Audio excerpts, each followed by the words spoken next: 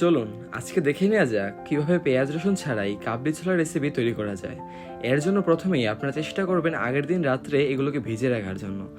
যেহেতু আমরা ভিজে রাখি নাই, তাই এখানে সিদ্ধ করতে বেশ খানিকটা সময় লেগে গিয়েছে, প্রায় 3 থেকে 4 ঘন্টার মতো। এগুলো সিদ্ধ হওয়ার সময়ই আপনারা কিছু পরিমাণে লবণ ও কিছু মরিচ কুচি দিয়ে দিবেন। এইবার অল্প পরিমাণে আদা করিয়ে নেবেন।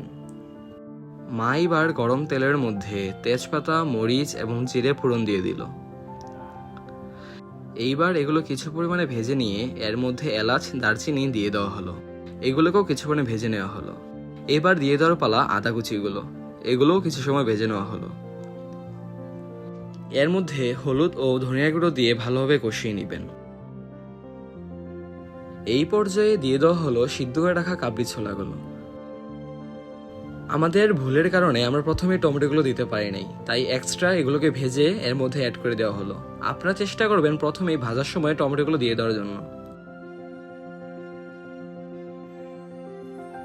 এইবার এই কাবলি ছোলাকে নামিয়ে নেওয়ার পালা।